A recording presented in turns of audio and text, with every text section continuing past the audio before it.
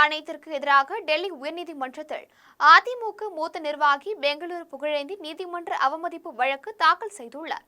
அதிமுகவில் ஜெயலலிதா மறைவுக்கு பிறகு அதிமுக அணிகளாக பிரிந்து செயல்பட்டு வருவதால் அக்கட்சி பலவீனம் அடைந்துள்ளது. இபிஎஸ், ஓபிஎஸ் அணிகள் 2017ஆம் ஆண்டு இணைந்த நிலையில் ஓபிஎஸ் அதிமுகவின் ஒருங்கிணைப்பாளராகவும் இபிஎஸ் இணை ஒருங்கிணைப்பாளராகவும் தேர்வாகி செயல்பட்டு வந்தனர். இவர்கள்தான் அதிமுக என அதிகாரப்பூர்வமாக அறிவிக்கப்பட்டு இரட்டை இலை சின்னமும் வழங்கப்பட்டது.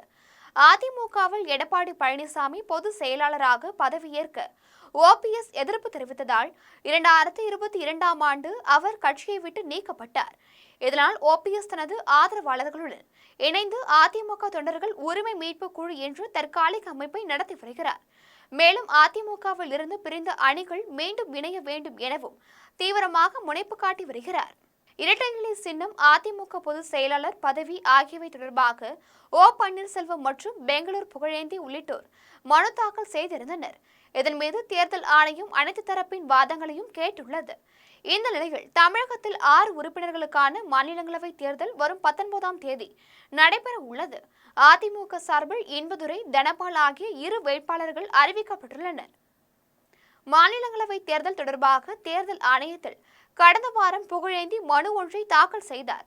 அதில் மாநிலங்களவை தேர்தலுக்கான வேட்பு மனுவில் அதிமுக பொதுச் செயலாளர் என்ற முறையில் எடப்பாடி பழனிசாமி கையெழுத்திடும் படிவங்களை ஏற்றுக்கொள்ளக்கூடாது, அவர் அறிவித்த வேட்பாளர்களை அதிமுக வேட்பாளராக அறிவிக்கக்கூடாது என தமிழக தேர்தல் அதிகாரிக்கு இந்திய தேர்தல் ஆணையம் அறிவுறுத்த வேண்டும் என்று வலியுறுத்தினர்.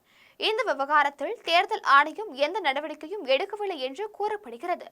இந்த நிலையில் இரட்டை இலை சின்ன விவகாரத்தில் டெல்லி உயர்நீதிமன்றத்தில் பெங்களூரு புகழேந்தி நீதிமன்ற அவமதிப்பு வழக்கு தாக்கல் செய்துள்ளார்.